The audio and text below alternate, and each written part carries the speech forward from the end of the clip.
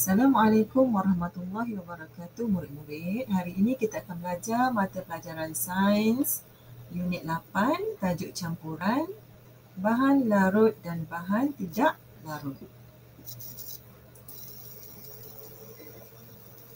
Standard pembelajaran kita pada hari ini ialah 8.1.3 mengenal pasti bahan yang boleh larut dan yang tidak boleh larut di dalam air dengan menjalankan penyiasatan.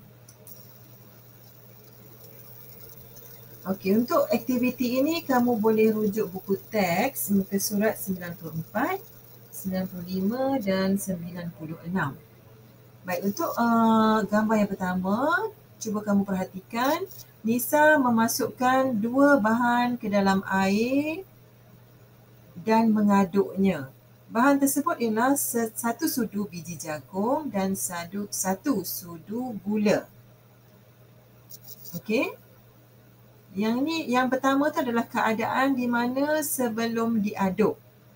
Selepas bahan tersebut dimasukkan ke dalam gelas dan kamu mengaduknya, cuba perhatikan gambar yang kedua.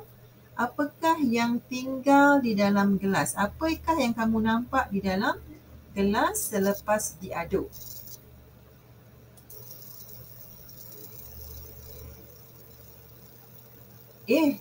Ke mana hilangnya gula? Mengapakah biji jagung masih kelihatan? Ya, murid-murid, gula tidak hilang. Gula larut di dalam air. Biji jagung masih kelihatan kerana biji jagung tidak boleh larut di dalam air. Sebab itu, biji jagung masih lagi berada di dalam air dan kita boleh nampak biji jagung tersebut. Jadi sebagai kesimpulannya, ada bahan yang boleh larut di dalam air, contohnya gula, dan ada bahan yang tidak boleh larut di dalam air, contohnya biji jagung. Untuk aktiviti saya uji dalam tajuk bahan larut dan bahan tidak larut, kita boleh membuat penyiasatan mengaduk bahan campuran. Antara alat dan bahan yang kamu perlukan ialah air, 3 buah bika yang berlabel, rod kaca, 1 sudu kecil garam, 1 sudu kecil kacang hijau dan 1 sudu kecil beras. Antara langkah-langkah yang kita boleh lakukan ialah yang pertama di sini kamu boleh perhatikan kita perlukan 3 bika, 3 buah bika yang berlabel A, B dan C. Langkah pertama, kamu tuang 200 ml air ke dalam setiap bika. Yang kedua, masukkan garam ke dalam bika A, kacang hijau ke dalam bika B dan beras ke dalam bika C. Langkah yang ketiga, aduk air pada setiap bika dan perhatikan perubahan yang berlaku. Okey, di sini kamu boleh perhatikan sama ada ketiga-tiga bahan tersebut iaitu garam, kacang hijau dan beras masih kelihatan di dalam bika ataupun tidak,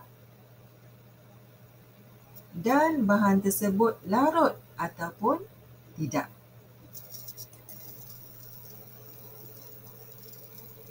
Okey, hasil daripada pemerhatian kamu tadi, kamu boleh catat pada jadual seperti yang cikgu tunjukkan di sini.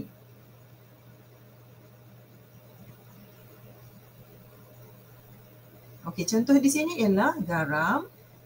Selepas diaduk, masih kelihatan atau tidak? Jika garam tidak kelihatan, maksudnya garam adalah larut di dalam air. Kalau garam masih kelihatan, maksudnya garam tidak larut di dalam air. Okey, sama juga seperti kacang hijau dan beras. Jika bahan tersebut masih kelihatan dalam bika, maksudnya bahan tersebut tidak larut.